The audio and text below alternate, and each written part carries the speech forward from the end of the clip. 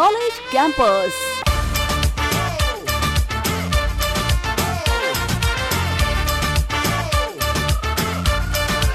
College campus.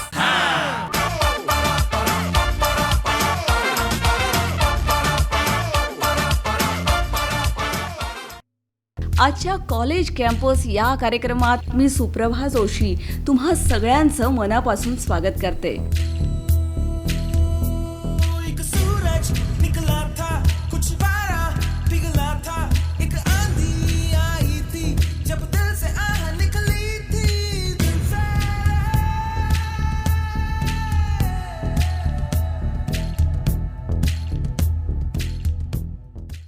मित्रमैत्रिणींनो, आज एक अतिशय धाडसी असा मित्र आपल्याला भेटायला आलेला आहे.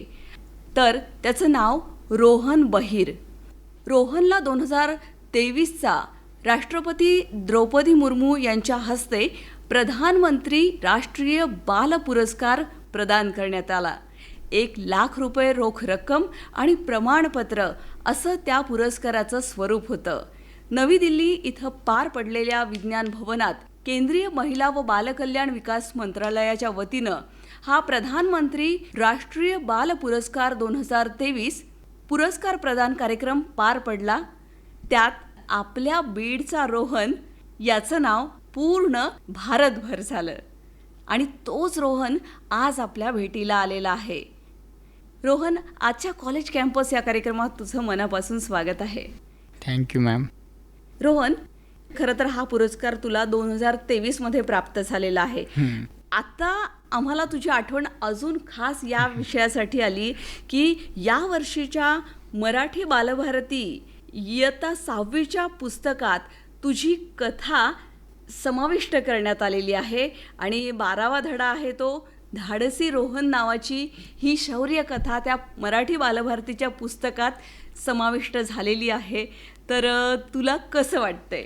नक्कीच भरपूर खूप असा आनंद झालेला आहे मॅम.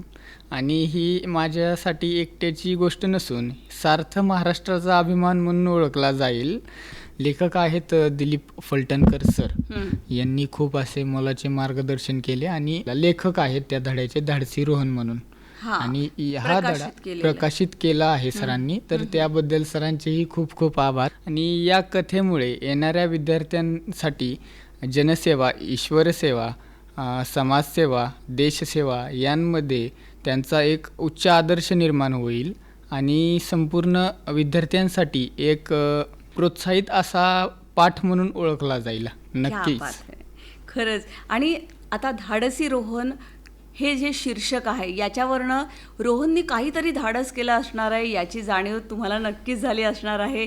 तर ते नेमकं धाडस काय होतं हे आपण पेपरमधून वाचलं होतं, पण आज रोहन प्रत्यक्ष आपल्यासोबत आहे. त्या दिवशी नेमकं काय घडलं होतं हे धाडस करण्यासाठी हे आज रोहन आपल्याला सांगणार आहे. तर रोहन, नेमक्या तुझ्या धाडसाचं जे कौतुक झालं होतं तर तो धाडसी प्रसंग कसा होता, काय होता, कधी झाला, कुठे झाला याबद्दल आम्हाला सविस्तर माहिती सांग. नक्कीच. ही घटना आहे 2021 सप्टेंबर महिना. बरं. 2021 साली सप्टेंबर महिन्यामधली ही गोष्ट आहे. रविवारची सुट्टी होती मॅम. आणि रविवारची सुट्टी असल्या कारणानं मी आईची स्कूटी खराब झाली होती. पावसाळ्याचे दिवस. मी नदीला खूप पाणी आलेलं होतं. मी ती डेअरिंग माझ्यामध्ये होती त्याच वेळेस. मी गाडी घेऊन गेलो, नदी काठावर गेलो आणि आपल्या गावाकडे आपण पाहत असतो की नदी किनारी काही महिला कपडे धुत असतात गावाकडे. तशाच काही महिला तिथे कपडे धुत होत्या. मी त्यांच्याकडून एक बकेट घेतली आणि मी माझी गाडी धुत बसलो. आणि त्याच वेळेस छाया काकू गावातल्या एक महिला, त्यांचा पाय घसरल्याने त्या पाण्यात पडल्या.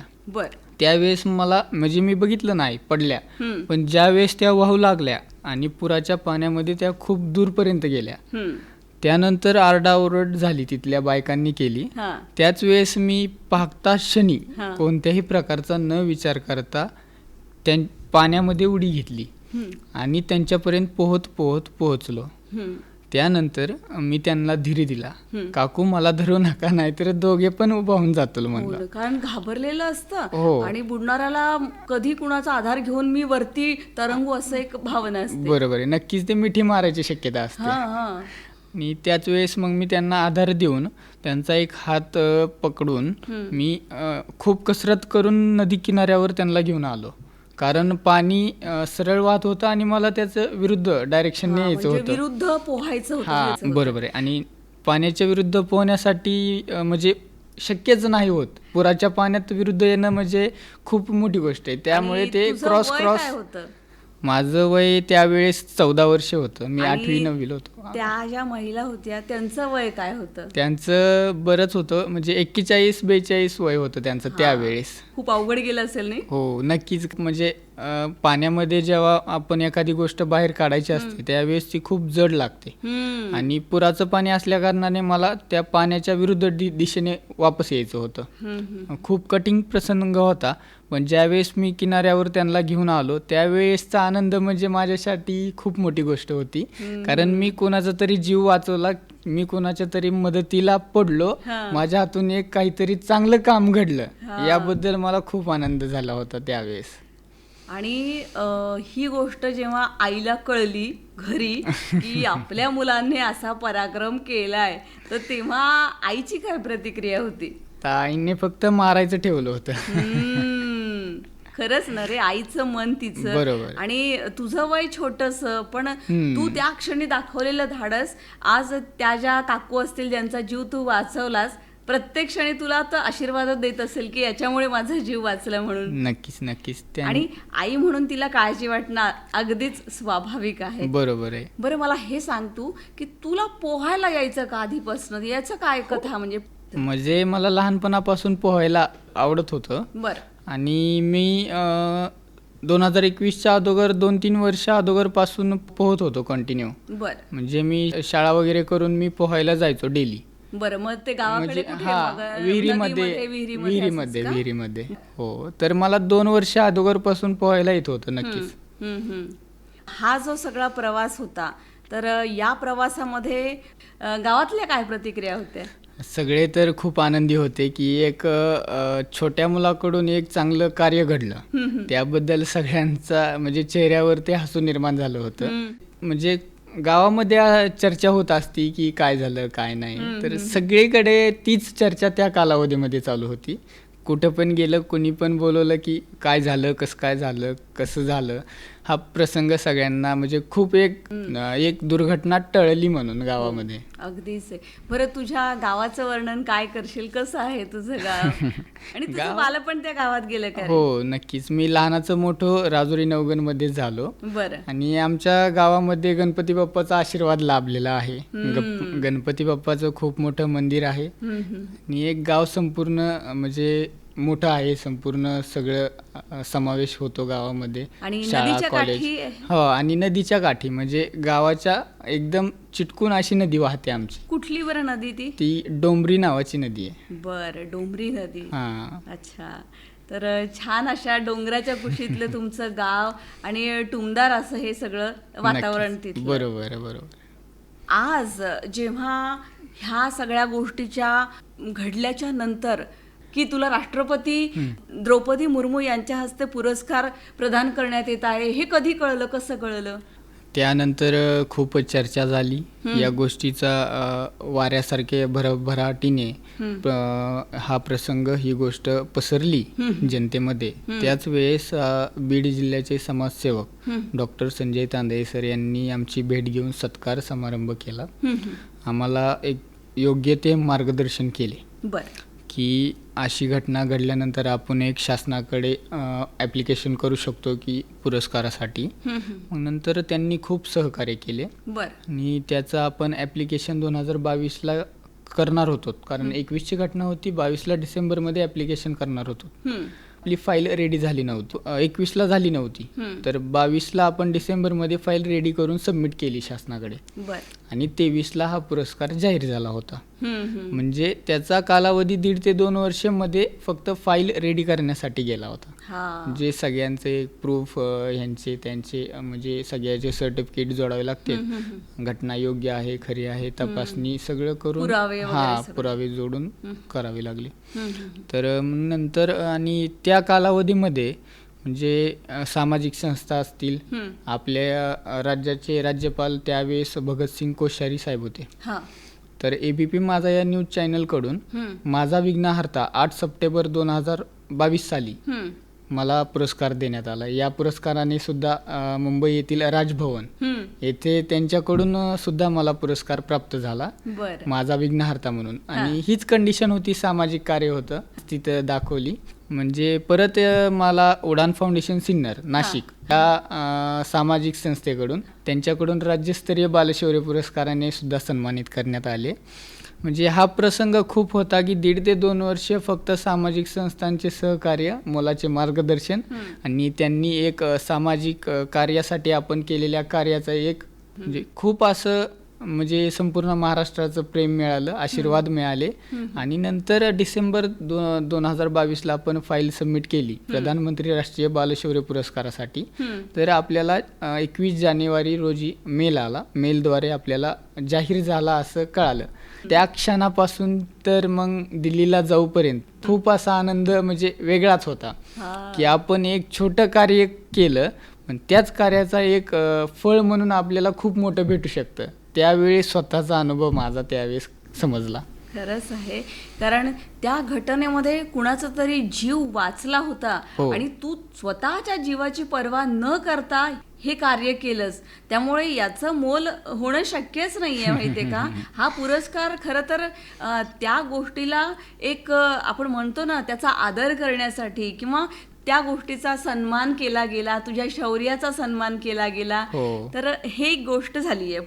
तर मग आता जेव्हा दिल्लीला जायची वेळ आली, राष्ट्रपती भवन पहिल्यांदाच पाहिलं असेल? हो, नक्कीच. आयुष्यामध्ये मी दिल्लीला पहिल्या वेळेस गेलो आणि ते पण विमानाने जायचं होतं. त्यात तर खूप एक्सायटेड. कोण कोण होतं सोबत? मी, आई आणि बाबा. बरं.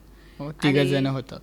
राष्ट्रपती भवनात तिघांना पण परमिशन होती तिघांना. बरं. हो. मग तिथं कसं असतं रे, काय सांगितलं होतं की किती पावलं चालायचं, कुठून चालायचं, असं काही असतं का रे? हो, खूप नियमावली आहे तिथे, कारण आपण राष्ट्रपतींच्या इथे जातोय. तर खूप स्ट्रिक्ट असे वातावरण, सिक्युरिटी. त्यावेळेसचा आनंद आणि त्यावेळेस म्हणजे आपण भविष्यात किंवा असं काही होईल असं स्वप्नातही विचार करत नाही की इथपर्यंत मी जाऊ शकतो, किंवा विचार केला तरी आपण तिथपर्यंत जाऊ शकत नाही. आणि ती गोष्ट माझ्यासाठी सामारून आली. म्हणजे ज्यावेळेस समोरून एखादी गोष्ट आपल्या विचारसरणीच्या पलीकडची असते, त्यावेळेस आनंद म्हणजे खूप वेगळा क्षण आहे आणि अविस्मरणीय क्षण असा माझा त्यावेळेस तयार झाला आहे. तर मग राष्ट्रपती भवनामध्ये आम्ही पुरस्कारासाठी गेलो. त्यावेळेस आम्हाला 2 वेळेस प्रॅक्टिस करून घेतली.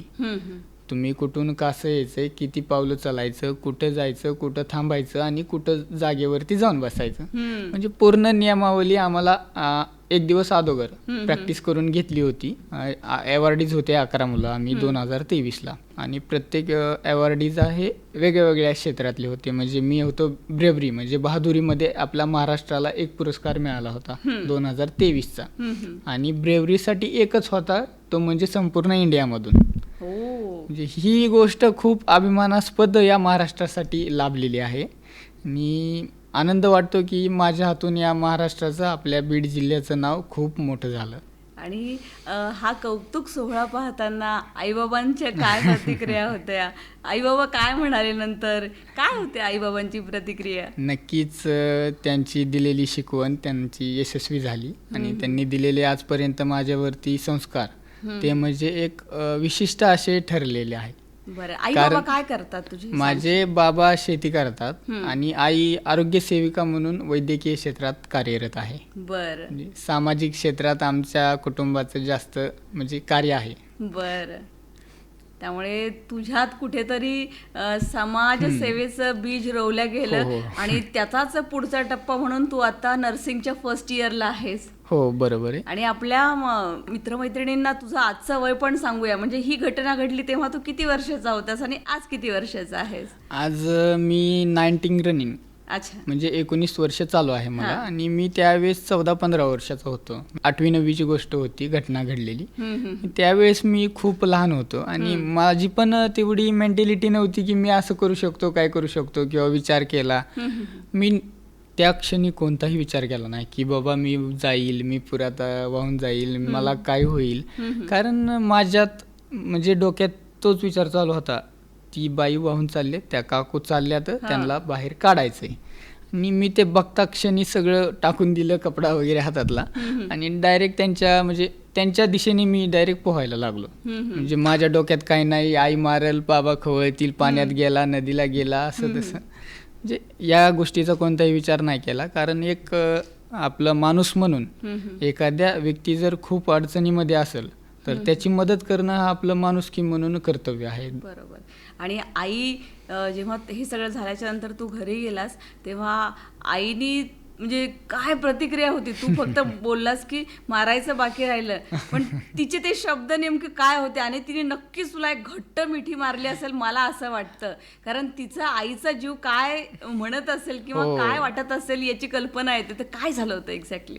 म्हणजे एक्झॅक्टली मी सांगितलंच नव्हतं की दडपण होतं माझ्यावर. मी सांगितलं तर आई ओरडेल, मारेल. मग नंतर मी 1-2 तास थोडं रिलॅक्स झालो आणि नंतर मी सांगितलं की असं असं झालं. बाबा पण आले होते घरी आणि असं असं झालं. प्रथम मला आईनं रागाने बघितलं माझ्याकडे आणि म्हणजे काळजीपूर्वक आईनं माझ्या जवळ आली आणि शेजारी बसून विचारू लागली काय झालं काय नाही. संपूर्ण गोष्टीचं हे केलं आणि माझे कानं वगैरे फुकले. तर आईची म्हणजे माया ही खूप वेगळीच असते. बघ रे, किती छान. म्हणजे मला आठवतं लहानपणी असं ना, म्हणजे कानं फुंकणे हे कशासाठी की माझं लेकरू घाबरलं असेल आणि त्याच्या मनातली ती भीती जाऊ दे. पण बघ, त्या आईच्या पोटी अशा धाडसी मुलगा जन्माला आला आणि तुमच्यातलं हे नातं खरंच खरंच खूप आनंद देणारं आणि असंच राहू देत. आता मला एक सांगशील, आता तू नर्सिंगच्या क्षेत्रामध्ये आता फर्स्ट इयरला तू ॲडमिशन घेतलेलं आहेस. कुठे तुझं शिक्षण चालू आहे? माझं Akluj Vijaysinh Mohite Patil college of nursing या ठिकाणी शिक्षण चालू आहे. आणि त्याचबरोबर माझे डिग्री आणि डिप्लोमाला मुक्तमध्ये ॲडमिशनसुद्धा आहेत.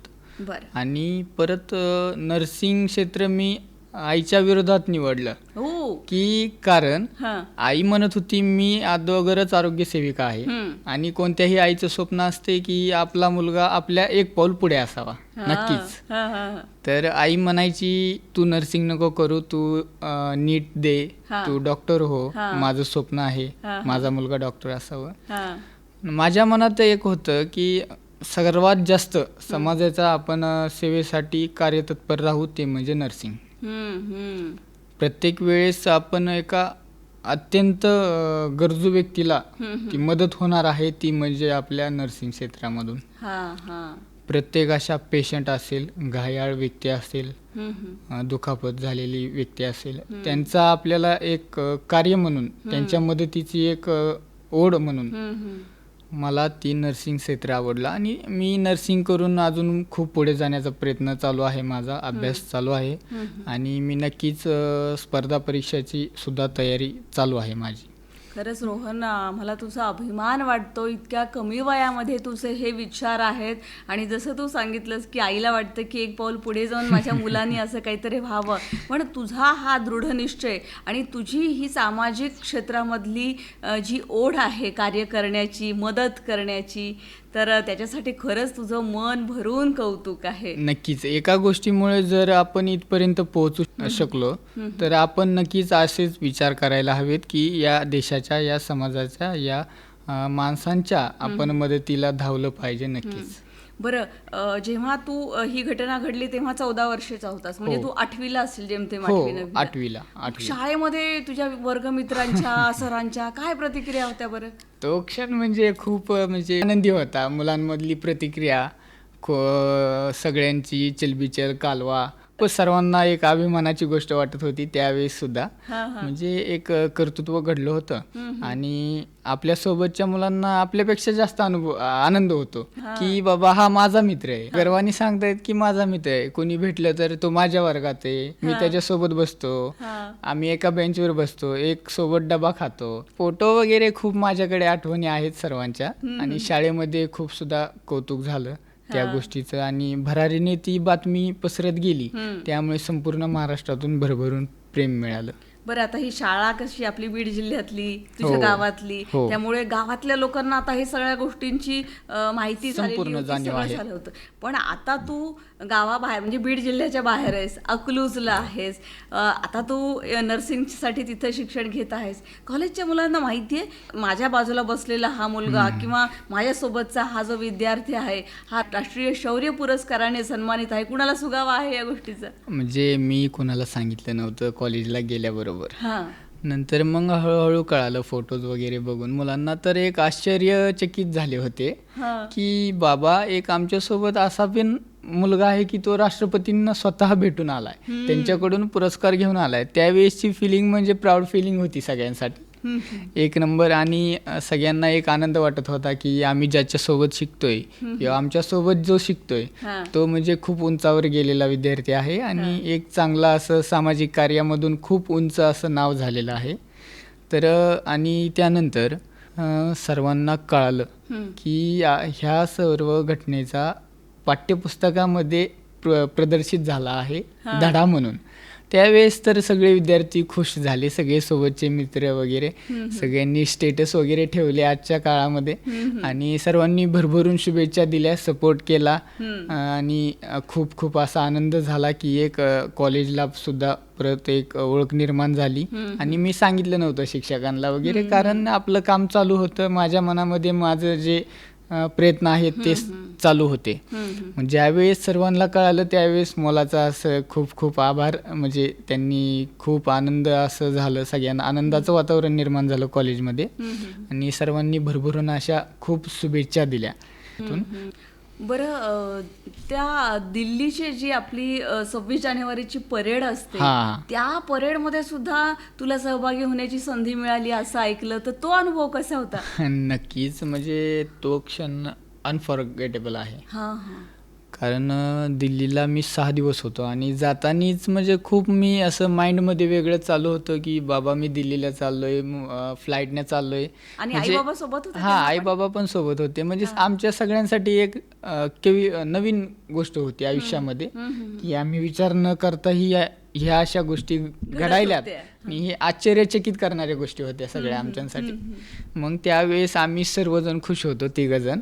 आणि छोटी बहीण होती 2 वर्षाची, तिला आम्ही आजोबांकडे ठेवलं होतं अच्छा. आणि एक अवॉर्डी आणि 2 पॅरेंट्स असं अलाव होतं बरं. तिकडे.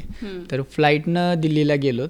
आम्हाला 5 स्टार हॉटेलमध्ये राहण्याची व्यवस्था ते ministry of child and development हां त्यांच्याकडून झाली होती. हां हां. तर तिथं 6 दिवस आम्ही दिल्लीला होतो. त्याचबरोबर आपले पंतप्रधान भारत देशाचे मोदी साहेब यांच्याकडून सुद्धा बक्षीस स्वीकारलं आहे. त्यांच्याकडून एक असं अनमोल असं सत्कार समारंभ कार्यक्रम त्यांनी सुद्धा घेतला. तो एक क्षण म्हणजे आयुष्यातला कधी न विसरणारा क्षण म्हणून ओळखला जाईल आणि मरेपर्यंत लक्षात राहील की मी इथपर्यंत पोहोचलो होतो. खरंच आणि नक्कीच मॅडम, परेडचा विषय तर 26 जानेवारी 21 जानेवारीला आम्ही दिल्लीला पोहोचलो आणि 6 दिवस आमचे ते प्रोग्राम, ते त्यांचं मॅनेजमेंट सगळं चालू होतं. म्हणजे रंगीत तालीम असते त्याची? हो, रंगीत तालीम वगैरे. आम्ही 3 दिवस रंगीत तालीमसाठी होतो परेडला फायनलच्या.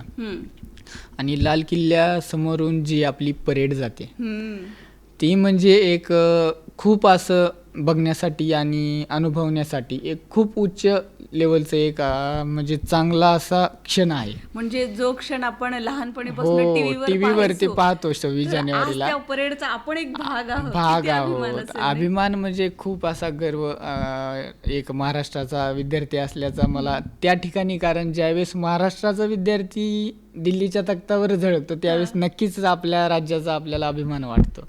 की त्यावेळेस ज्यावेळेस आम्हाला त्या जिप्सी कार होत्या स्पेशल अवॉर्डीजसाठी, तर त्या कारमध्ये आम्ही 2-3 अशा 4 कार होत्या सजवलेल्या पूर्ण. त्याच्यावरती नाव की प्रधानमंत्री राष्ट्रीय बाल शौर्य पुरस्कार विजेते.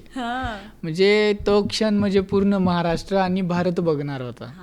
या गोष्टीचा खूप असा आनंद वाटत होता की मी कुठपर्यंत पोहोचलोय. आणि माझ्या मनात असा विचार आला नव्हता, जी गोष्ट आपण टीव्हीवर पाहतो तीच गोष्ट आता माझे सगळे मित्र, माझे सगळे नातेवाईक आणि गावामधील लोक आज मला त्या टीव्हीवर पाहतील.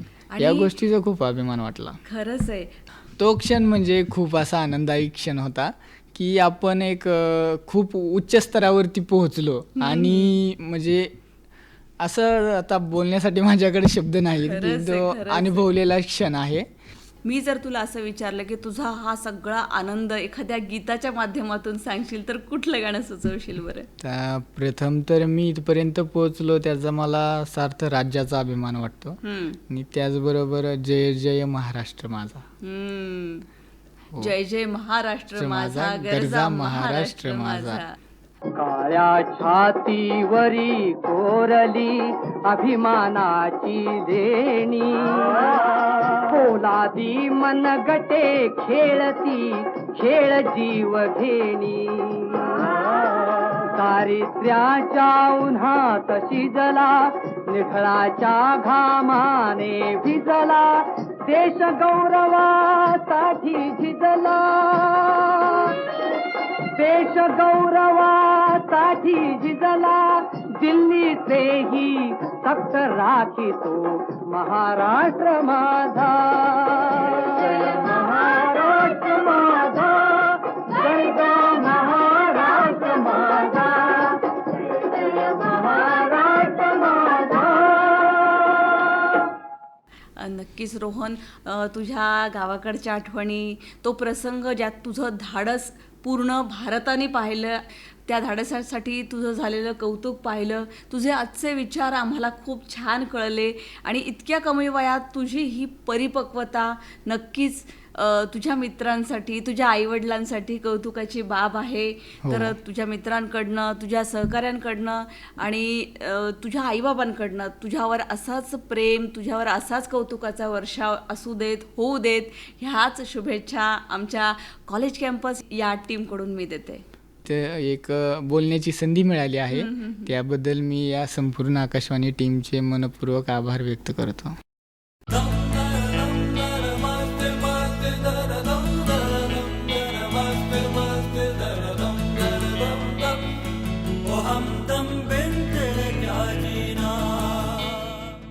आजच्या कॉलेज कॅम्पस या कार्यक्रमात आता इथेच थांबूया. पुन्हा भेटूया पुढच्या गुरुवारी सकाळी 10:30 वाजता. तोपर्यंत मी सुप्रभा जोशी तुम्हा सगळ्यांचा निरोप घेते. बाय. College campus.